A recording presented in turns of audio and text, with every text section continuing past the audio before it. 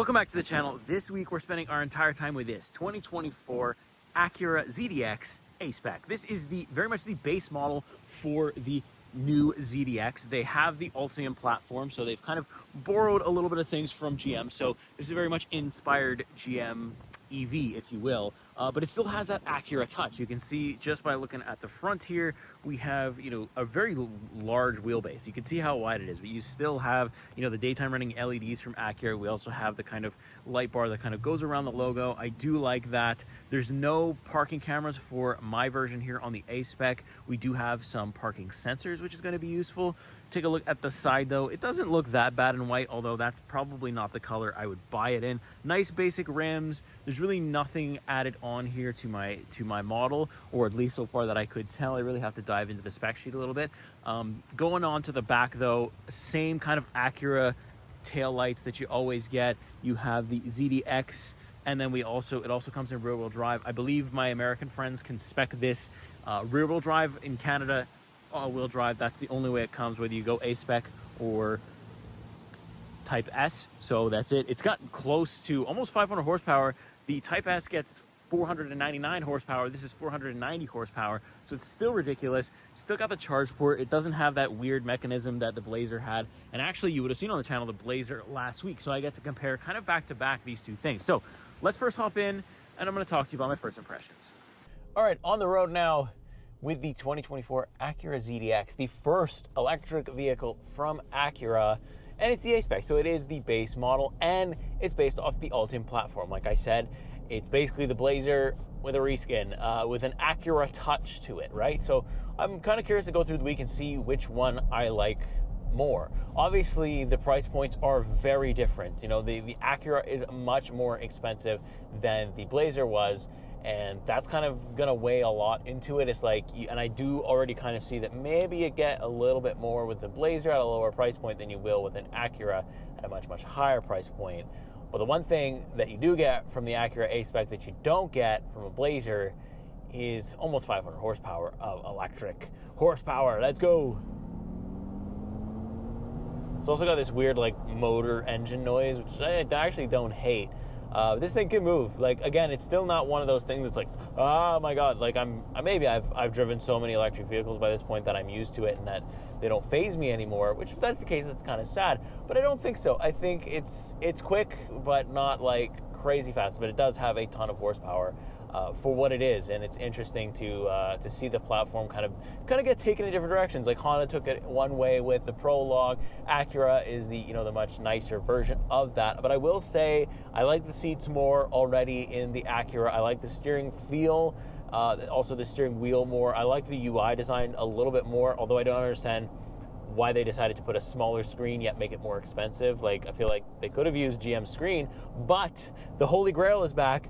The Apple Carplay and Android Auto is back for the Acura. So GM decides to not have that as an option, but it's very clear that they could put it into the Ultium platform, whatever. GM or Acura has decided, hey, we're going to give people the Apple CarPlay and not force them to use the built-in stuff. So that's good. I do like that as well. Visibility's good too.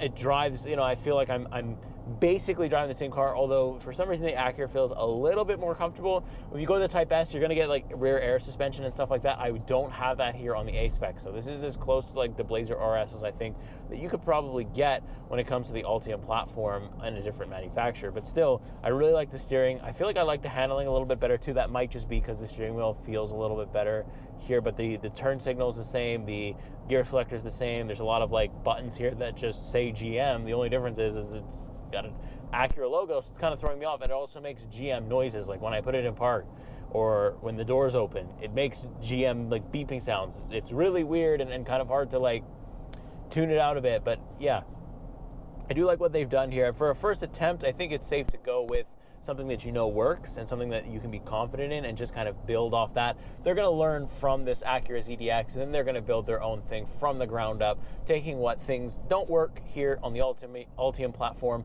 and use their own platform to, make it the full Acura brand eventually. And I'm sure Honda will do the same thing. So I'm excited to see where it goes. I'm excited to take you through the week. So I'm going to pick it back up a little bit later, and I'll show you everything in case you're in the market for a new Acura ZDX.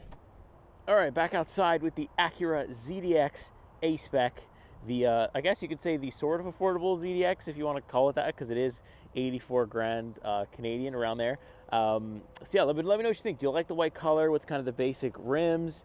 Do you like the design? Do you think that Acura have taken something that GM developed for themselves and made it something better on top of it? That's actually something I want to know. I think it's cool. I like the body style. I kind of like it a little bit more than the Blazer. I don't know. The Blazer was like cool when it came out, but I don't know if it'll age well. I feel like the ZDX might, because it does still kind of look like a normal SUV that Acura would make and put an engine in.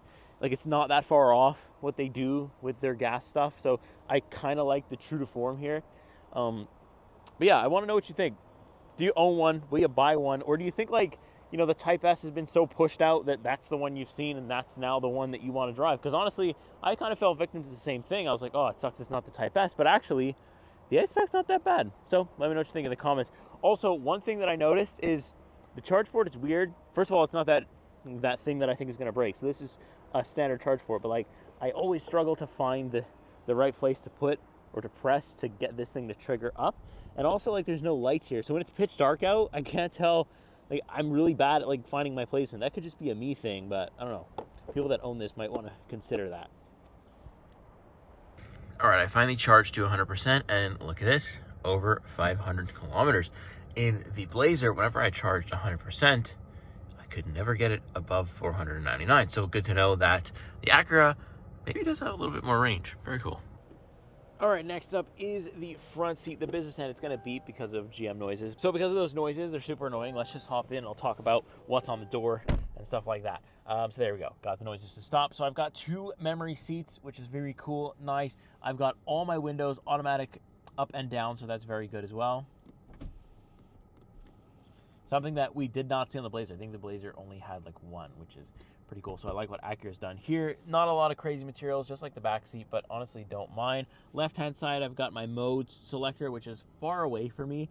I think they could have easily used this space on the steering wheel or anywhere here to put drive modes, literally anywhere, besides here. I don't know if that was the best place for it, but it's there, and you can toggle through them. I'll show you them in a second. You got your auto brake hold, you've also got your lane keep assist, and you've got your illumination controls, as well as a nice little vent. Next, we move on to the steering wheel. I really enjoy this ZDX steering wheel. You got the A-Spec logo. Obviously, if you got the Type S, it'll probably change for that. Got nice stitching all the way around the steering wheel. Nice red, no problem there. We've got the controls for our media stuff on the back. Both sides, you got this little button for the, it's basically like an electric handbrake. Basically increases the regen braking to like max and really makes you slow down quite fast. It's a very simple steering wheel, but I like it. Surprisingly, I think I like it more than I like the one on the Blazer EV. This one is a very nice, just feels sleek, feels elegant. I really enjoy it. Lives up to the Acura brand. We've got this gear selector as well, which I do like. Same thing, exactly the same thing that I showed you last week with the Blazer EV, but here we got it on the ZDX. It's a very good it's a very good gear selector. I really don't see a reason to change it or complain about it. Same thing with our window controls or with our wiper controls. No reason to change that either. It works very well. Cruise control buttons are right here. Let's talk about the digital gauge cluster. So obviously it's not going to be the exact same as GM, because in the Blazer we had this huge piece of screen, whereas Acura has opted for 2 separate screens. Even in the Type S, this is what it looks like. But we got some cool gauge clusters there. It is a little, it's got the Acura touch to it, which I do think is cool. We got the Google Maps with the speed. We got kind of like the simplification one, and then this is the one that I pretty much use. The thing that bothers me, though, is that it won't, I don't know if there's a setting for this. If there is, I haven't found it yet. It won't tell me like what percentage exactly. It just kind of gives me a gauge there, and it's like, okay, so I'm somewhere around probably 90%. That's all I know from looking at this. You can see my range there. I'm probably, high 90%, 466 kilometers. Not too bad. It is cold out, so I don't know if the range is being affected by that or not. But overall, very nice. No heads-up display or anything like that. No digital camera either. So for the price point, we're losing a little bit of features. But for some reason, I tend to really like this interior a lot more. Let's talk about, though, the infotainment display. We've got Apple CarPlay and Android Auto. Last week I didn't have it. It was a big issue on an electric vehicle. This time we've got it. We've also still got the Play Store. You got your charging stuff right there. It's got a Wi-Fi hotspot. It's also got built-in Google Maps. So look, if I actually wanted to use Google for the maps, I still could do that outside of using Google Maps. This is the way it should be. I should have the option to use both, and I do, and I'm happy. It's very nice. The lighting controls are going to be here. This is very GM-esque right here as well. You can have controls there, and then to see my actual percentage, I got to go in here. Okay, so I thought I was in the 90s. Tell me that doesn't look like it is. I'm at 88%, pretty good. No problem. You can see the average there as well. It's like I'm punching it, not punching it, whatever. Pretty useful stuff. You got your one pedal driving there as well, and you can set the level, and then I'll show you what it looks like when we kind of shift through the drive modes. It's more over here that you're going to see a change. We got your individual, we've got your sport, you got snow mode, and then it goes back to normal, and it's going to cycle through. Usually, though, I stay in individual mode, which kind of has everything in sport except for the brake feel. The acceleration is in sport. The motor sound is normal, but we can change it to sport. Cool. And then, it's just going to explain it to you. Very simple. I don't really mind that at all. And you can kind of like move your ZDX around, although this looks like the Type S to me. This does not look like the one that I've got. But still, cool to look at because I don't think we have these rims. But anyways, it's still very cool to look at. Very nice. Easy to understand. A little bit lower, we've got a whole bunch of buttons. Again, this is like straight out of a GM vehicle, this one. Like, I just recognize it, and it's like, oh my goodness. But still, really good. Don't got to change it. We've got ventilated seats as well as heated seats here in the A-Spec, so that's nice. We've got a huge space here that I feel like could have been a wireless charger, but they put it over here, so no worries. Instead, we get a bunch of storage. Like what I showed you last week, where it was just kind of an endless pit. Acura has gone for the 2-level, which I kind of prefer because I won't tend to lose as many things down here, and here I can kind of put my phone there as a shelf. I use the wire, although this does offer wireless CarPlay, but I like the wired a little bit better. 2 cup holder standard, a bunch of storage in here that has a really good light at nighttime so you can see everything. Seats are very good. I like the bolstering here. It makes this, close to 500 horsepower EV kind of feel sporty. It does feel like a sporty SUV that happens to be electric, and I like it. A lot of the things in here, besides like I guess this gauge cluster screen, don't scream to me that this is an EV. It doesn't, this could be, you could put an engine in this and I would believe you, and I think that's really cool, and I like concepts of EVs that do that.